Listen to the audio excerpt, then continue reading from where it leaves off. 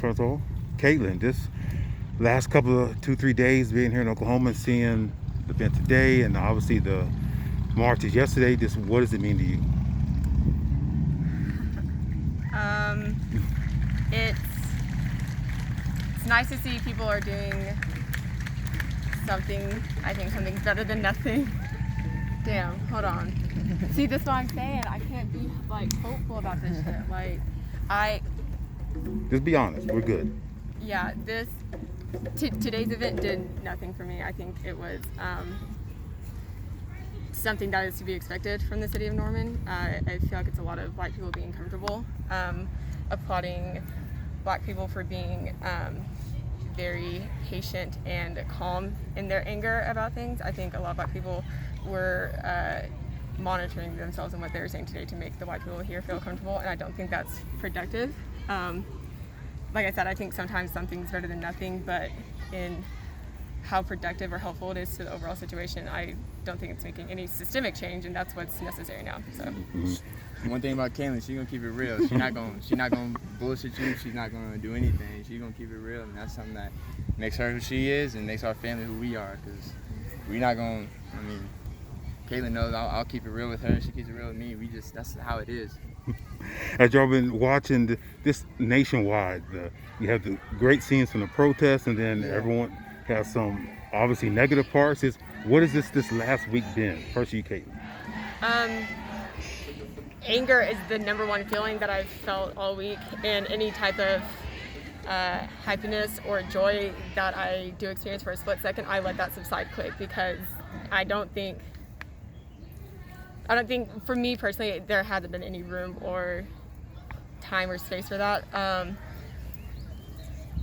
In my opinion, in regards to the protest, there is no right or wrong way to go about it. People are angry. There hasn't been any change. It's not like what happened last week to George Floyd is the first time it's happened. Just in quarantine, there's been multiple shootings, multiple killings of black people, and people are angry. So there's no way to go about saying these protests have been too violent, too peaceful. I genuinely think, however, black people are choosing to respond right now is the right way to respond. Trae? Can you repeat your question? I'm sorry. This last week, what's it been like seeing everything that's taking place over the nation? I mean, it's been a lot of different things. For me, I've seen all the riots and the looting, and people are saying they want peaceful protests. And for me, I'm in the middle. I mean, I see both sides. I see protesting peacefully is a good way to go about it, but also I see the anger in these people, in our people. And we've been, protesting peacefully for years, and it hasn't changed. So I see the reason why it's the aggressive protests and the looting and the rioting has been this way this past week. But I feel it, but at the same time, I think there's a lot of different ways to go about it, and honestly, I'm in the middle of how it is. Obviously, Atlanta was the focus of the news, especially over the weekend. What was it like watching that from afar? It was, like I said, it was sad, and it was also I understand. That's how I go about it. I'm not there right now, but I'm talking to people in Atlanta. I've had leaders. I know Jaylen Brown. I know Justin Anderson, who were in the walk, the protest, and it's crazy what's going on in Atlanta. But these people want change, and we want change, and they haven't heard us peacefully. I feel like that's the way that they're thinking, and I'm behind them.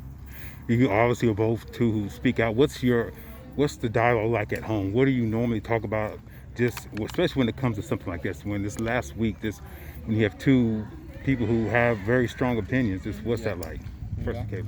Yeah, these conversations are very common. It's very comfortable for us. It doesn't feel like you said, nobody holds back. You're going to say your opinion. You're going to be truthful about it.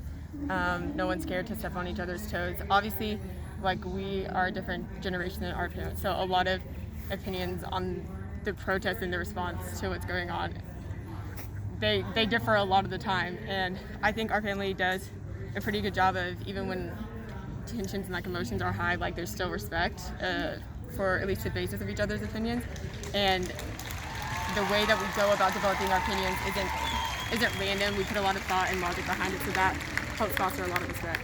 And just both of you, last question, just what do you want to see going forward, at least as far as what do you think needs to happen for this to become a better situation? I know that's a hard question, but Yeah, I mean, instead of both of us saying the same thing, I'm gonna let her say it because she knows. She's gonna keep it real with you. all right. She's gonna tell you how I feel. I'll go ahead and keep it real. Like, I am coming at this from a place of humility where I don't know the answer. If I knew the answer, I promise you, with my loud mouth, I would be telling everybody what to do. I don't know what the solution is. Don't know how Black people should respond. Don't know how non-Black people should respond. I wish I knew any type of solution. I've learned over the past couple weeks, my personality is great at critiquing and finding the flaws in everybody else's solutions, but generating new ideas of myself, like finding trouble with that. So don't really have a solid answer for you on that one.